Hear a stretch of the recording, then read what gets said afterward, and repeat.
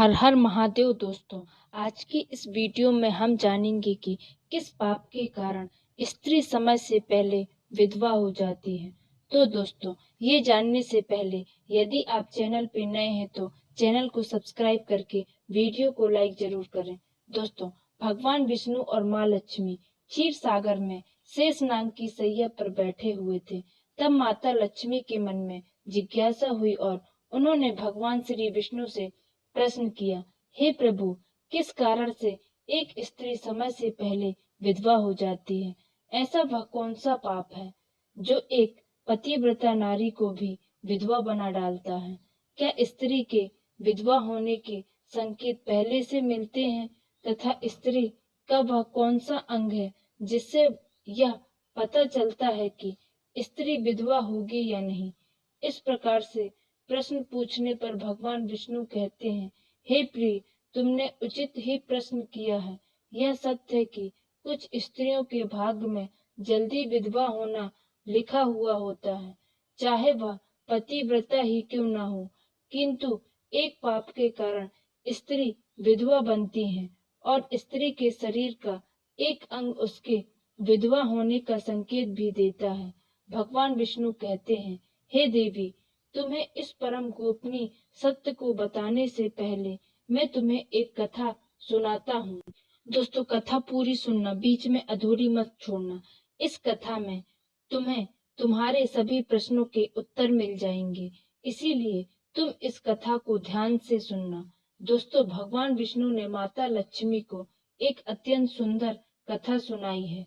इस कथा के माध्यम से भगवान ने समस्त मानव जाति के कल्याण के लिए कई महत्वपूर्ण उपदेश भी दिए हैं, इसीलिए आप इस कथा को पूरा जरूर सुनना। इस कथा को आधा अधूरा सुनना पाप माना जाता है। तो चलिए शुरू करते हैं। दोस्तों, एक समय की बात है, मध्य देश में एक अत्यंत धनवान सेठ रहा करता था। उसका एक पुत्र और 3 पुत्रियां थी। उसकी तीनों पुत्रियों का विवाह अच्छे और धनवान घर में हो गया था, किंतु सेठ की एक पुत्री को दुर्भाग्य का सामना करना पड़ा।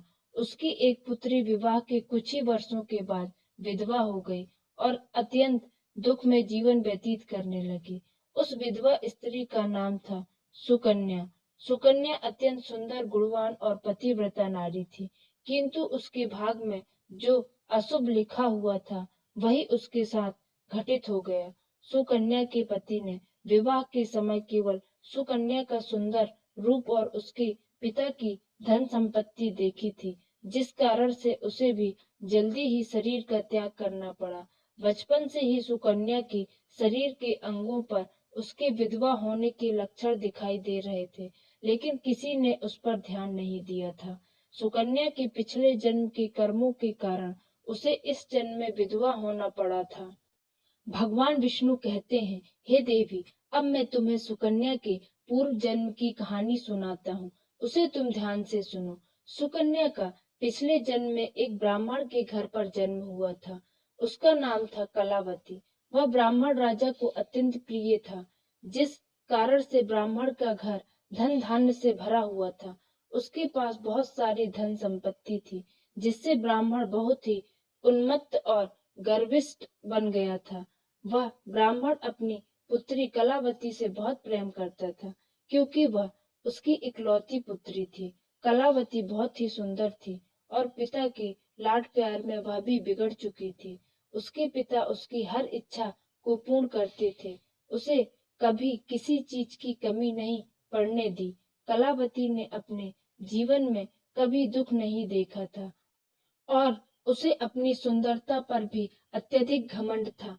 फिर जब कलावती जवान हुई तो उसके पिता ने उसका विवाह करने का सोचा, लेकिन उसकी एक शर्त थी कि जो भी कलावती से विवाह करेगा वह उसके साथ उसके पिता के घर में रहेगा, अर्थात घर जमाई बनकर रहेगा। ब्राह्मण ने अपने सभी रिश्तेदारों को यह बात बता दी और चारों तरफ यह बात फैल गई। कई विद्वान और ज्ञानी पंडित कलावती के घर पर उसे देखने के लिए आ गए, लेकिन कलावती ने किसी को भी पसंद नहीं किया। कलावती ने कई विद्वान ब्राह्मणों को अपमानित करके घर से बाहर निकाल दिया। फिर एक दिन एक अत्यंत सुंदर ब्राह्मण भिक्षा मांगने के लिए कलावती के घर पर आया।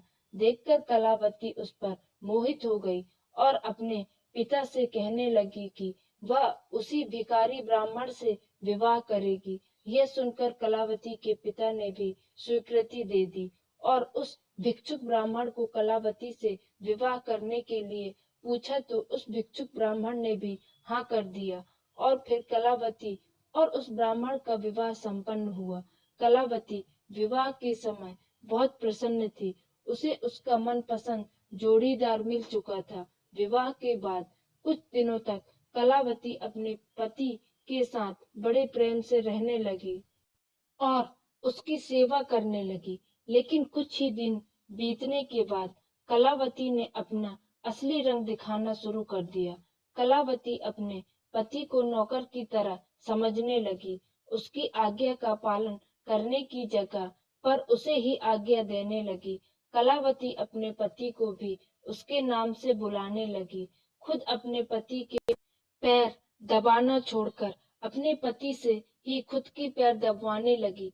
कलावती स्वेच्छाचारिणी थी। वह पति को बिना बताए ही घर से बाहर चली जाती। कभी पति की कोई बात नहीं मानती थी। पति से पहले ही भोजन करती थी।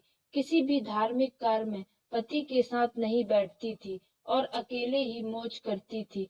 अपनी पत्नी के ऐसे व्यवहार को देखकर कलावती का पति बहुत दुखी रहने लगा। उसने कलावती को बहुत समझाने की कोशिश की, लेकिन वह कभी नहीं मानी। कलावती अपनी ही मनमानी करती रहती थी। कलावती की माता ने भी उसे समझाने का प्रयास किया कि स्त्री को अपने पति के साथ ऐसा व्यवहार नहीं करना चाहिए, लेकिन कलावती अपनी माँ की बात नहीं मानती थी और जानबूझकर अपने पति को अपमानित करती रहती थी। दिन रात पति की बुराई करना, उसे अपशब्द कहना, इसे नाम लेकर बुलाना आदि प्रकार के निंदित कार्य वह रोज करती थी।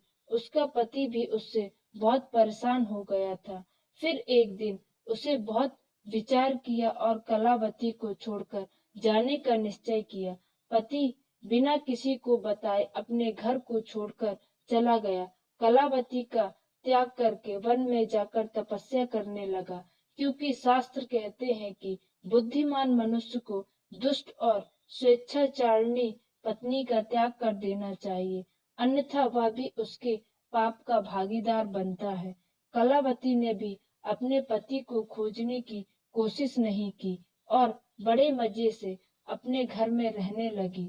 उसकी माता ने बहुत समझाया कि वह अपने पति से विनती करके उसे घर वापस बुला ले, लेकिन वह कहती, जाने दो माँ, वैसे भी मेरा भिखमंगा पति कुछ काम का नहीं है। उससे विवाह करके मैंने उस पर उपकार ही किया था, लेकिन वह मूर्ख मुझे ही छोड़कर चला गया। मैं इतनी सुंदर ही कोई और भी पुरुष मुझसे विवाह कर लेगा। ये बातें सुनकर उसकी माता दुखी रहने लगी। वहाँ उसका पति तपस्या करने लगा और सांसारिक बंधनों से मुक्त होकर ईश्वर भक्ति में लग गया। फिर कुछ दिनों बाद कलावती के पिता को चोरी करते वक्त राजा के सोफी ने पकड़ लिया और राजा को उसकी खबर दी। राजा उस पर बहुत क्रोधित हुआ और उसका सारा धन जब्त करके उसे कारावास में डाल दिया। अब पिता कारावास में थे। उसकी वजह से कलावती और उसकी माता को दूसरों के घर काम करना पड़ने लगा।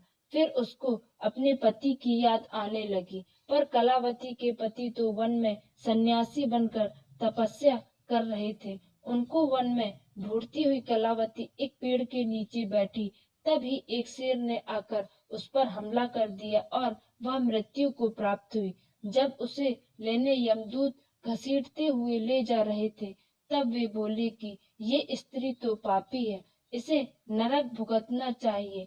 और फिर उसे नरक में डाल दिया गया और फिर पूर्व जन्म के पाप भुगतने हेतु उसे फिर मनुष्य जन्म दिया गया। भगवान विष्णु कहते हैं, हे देवी, यदि कोई स्त्री के पैर पसीने से रहित हो, उसके पैर चिकने तथा कोमल हो, वह स्त्री सुख भोगने वाली तथा ऐश्वर्यशालीन होती है। यदि स्त्री के पैर का अंगूठा गोल व मंडल हो तो वह स्त्री पतिव्रता एवं ऐश्वर्यशालीन होती है, और यदि स्त्री के पैर के अंगूठे की नसें दिखाई देती हो तो वह दुर्भाग्य से युक्त व्यभिचारिणी होती है, और छोटे अंगूठे वाली स्त्री क्लेश करने वाली और दुख भोगने वाली होती है, तथा अंगूठा चपटा हो तो वह स्त्री गर्भ धारण क्षमता में दुर्लभ होती है। और यदि किसी स्त्री के पैर की अंगुली अंगूठे से भी बड़ी हो तो वह स्वच्छंद कामचारिणी तथा अनेक पुरुष से संबंध बनाने वाली होती है। किसी स्त्री की उंगलियां परस्पर मिलती हों एक दूसरे से करीब तो उंगलियां गोल सीधी हों और नाखून पतले और छोटे हों तो वह ऐश्वर्यशालीन होती है। तो दोस्तों, भगवान विष्णु कहते हैं कि जो स्त्री अपने पति का अपमान करती है, पति से नाम लेकर बात करती है, उससे पहले भोजन करती है, इसके विधवा होने के योग्य बनते हैं।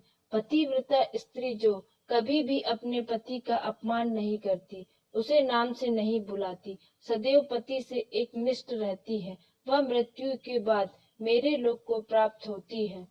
तो दोस्तों, इस वीडियो में बस इतना ही। फिर मिलते हैं नेक्स्ट वीडियो में। तब तक के लिए धन्यवाद।